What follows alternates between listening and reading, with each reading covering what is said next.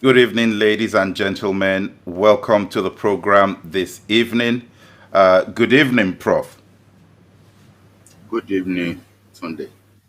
Compliments of the season, sir. The same to you. I can see your beautiful Christmas tree in the corner of my eye, as they say. Well, I thought to know. We joined them in the manifestation of the spirit of Christmas. But if you will allow me, Yes, sir. before you get into the program, I Yes, would sir. like to share a few thoughts about Christmas. Nothing theological, more philosophical. Uh, we need to go beyond Christmas being merriment and jingle bells and Santa Claus and focus on the original Christmas and the significance of it. Christmas was a manifestation of a mystery which we still haven't deciphered even up to today. The mystery of Immaculate Conception, the mystery of virgin birth, the mystery of a life devoted to mysteries, because that's what miracles were. They were mysteries. The mystery of a life willingly surrendered to a preordained death, the death on the cross. He knew it was coming. He knew that was going to be the end of his earthly ministry, and he still walked towards it. The mystery of the resurrection. From beginning to the end, mysteries. If we think of Christmas that way, then as we confront or are confronted by this COVID-19, Omicron, we are confronted by again mysteries that we don't understand.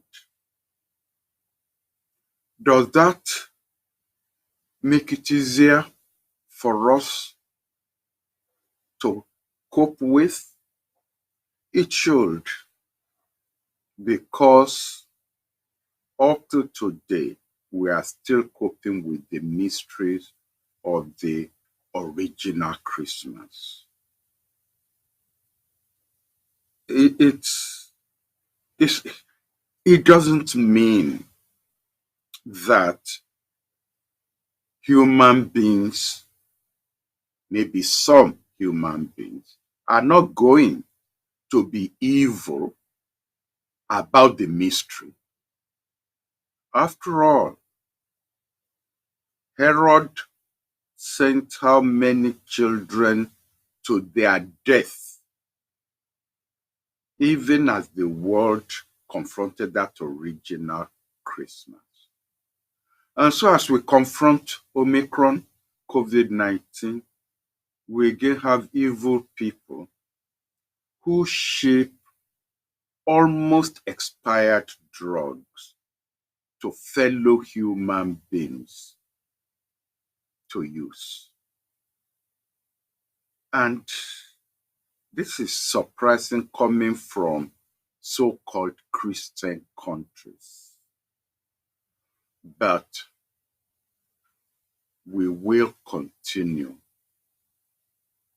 to overcome the evil aspects of any mystery that we face. So, Merry Christmas to you and to our viewers. Thank you. Thank you, sir.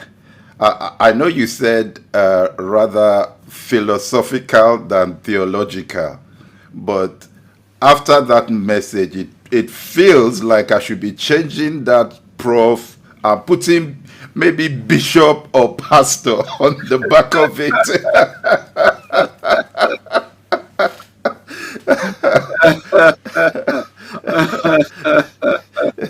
It's not too late. Ah, Not too late, but we have someone from Kano in Nigeria saying best wishes, Professor, on YouTube. So just conveying that message to you there. thank you. Yes, Thank sir. Thank you, sir. And before we leave the Christmas topic, let me ask this question. Obviously, as foreign minister, you would have been in different countries of the world. And how does the spirit of Christmas at this time, how does it feel compared to what you have seen in other parts of the world in all your travels? And before you respond, my son was saying this evening. He said this Christmas feels very different. I don't know what it is, but it just feels different. What is your take on it, sir?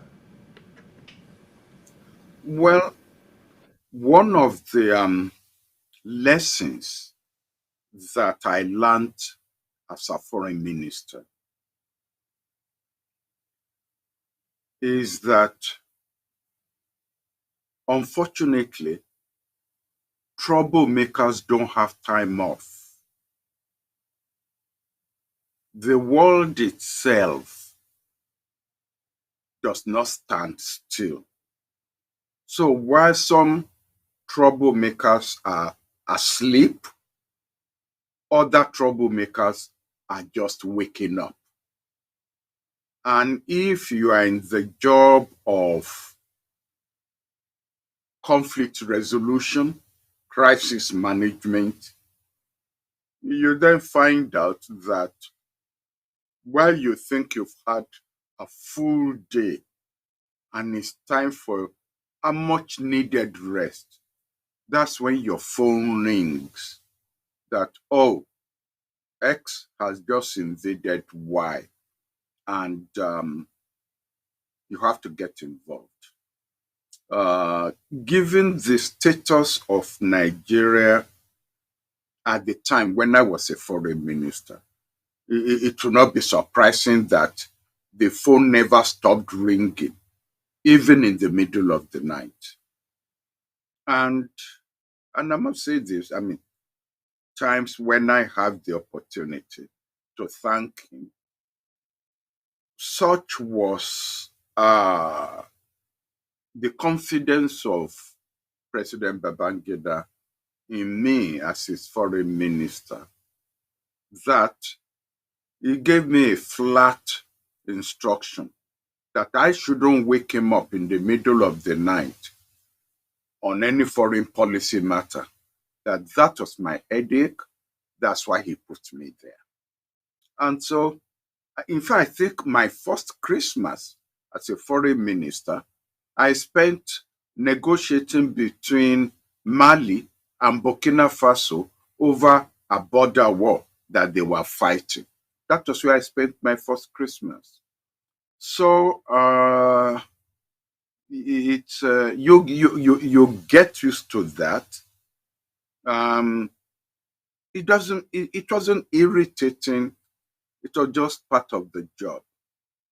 Where your son is right is that the whole world is in a mess right now. Not just a section of it, not just a section. The whole world is in a mess. You could hardly turn on the news, and whether it is in China, whether it is in the Middle East, whether it is in Ethiopia, whether it is in, name it. No, you tell me what part of the world you could say can go to bed tonight and sleep soundly. There is none. So your son is right. It's, it's not a peaceful world. We wish it were, but it's not. Yes, sir. Thank you for that, sir. Sir, let's start with a topic that we've been shifting over the last 2 weeks or thereabout. And this is the topic on the summit for democracy that took place. And we wanted to try to get your views on that summit and the whole description of democracy as it was presented during the summit.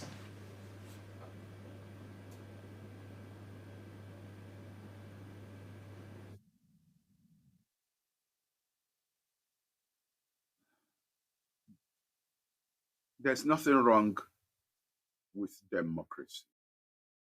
In fact, it is something we should all embrace. It is when human beings try to manipulate the definition that we get into problems. Now, let me just give an elementary definition of democracy. One person, one vote, one election.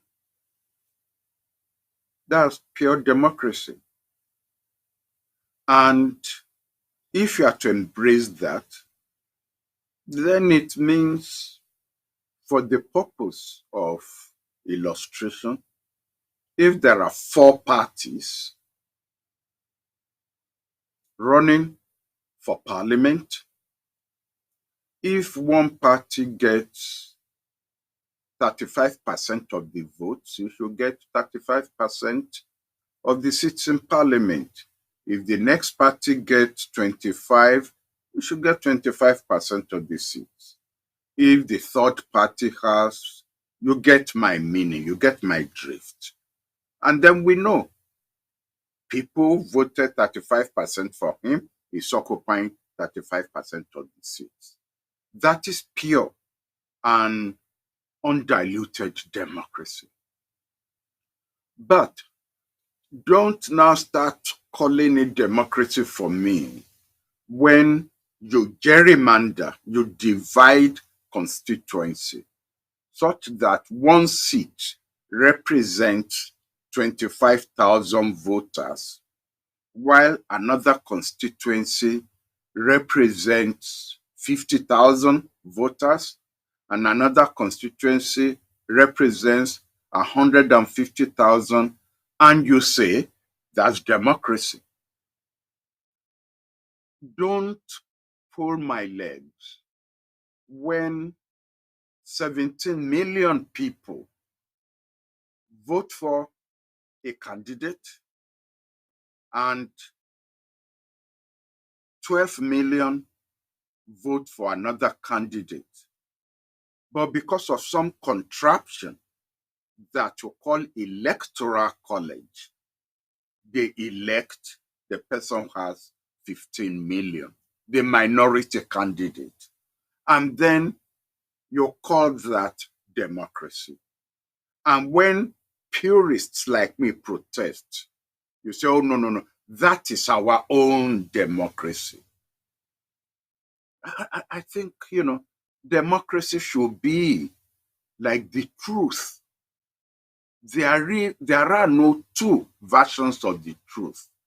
There is the truth and there is the lie. So it's either we have democracy or we don't have democracy.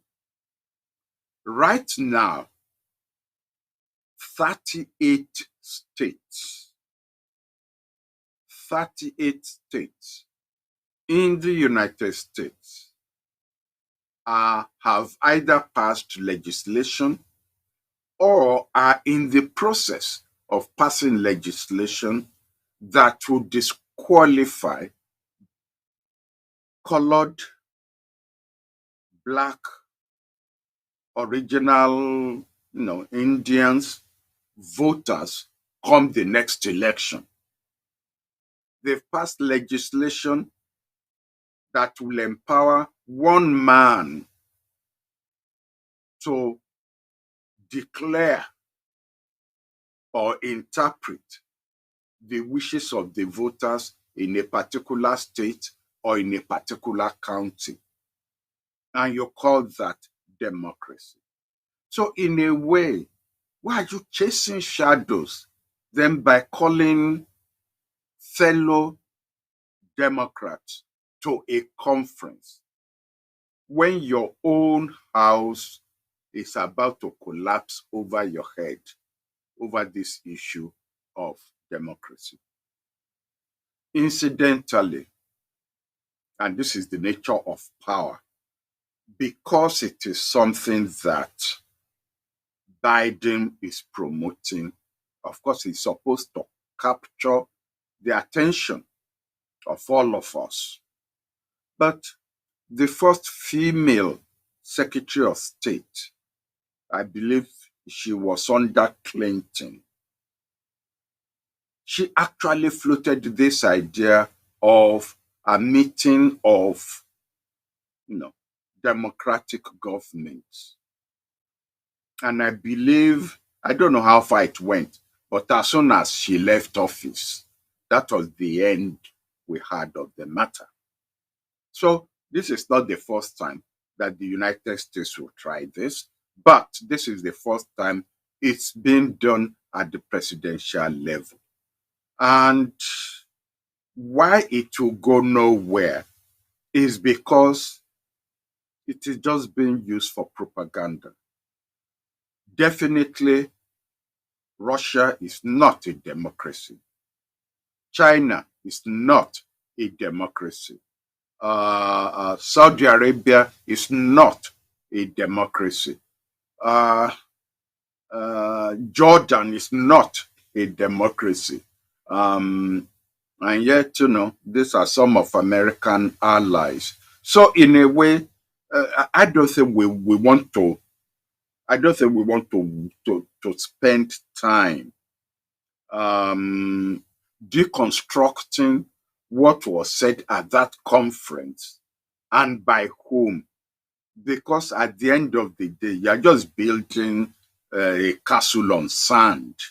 I would love to have a conference of real Democrats where we will call a spade a spade. And my advice to President Biden is he should please concentrate more on the domestic politics in the United States to ensure that he himself is not rigged out of success in the next presidential elections. Because believe me, the Republicans are working on that. That's their game plan. That irrespective of how voters go, the Republicans must capture the White House. Thank you for that analysis, sir. Let's come to Africa and pick a few things that are happening in Africa. A few weeks ago, we talked about Libya, and we even shared some of your memories of Libya when you visited at the time. And now we're hearing that the parliament of Libya has now cancelled the elections. Where does this leave Libya now as a nation? And how do they get out of what they now find themselves in?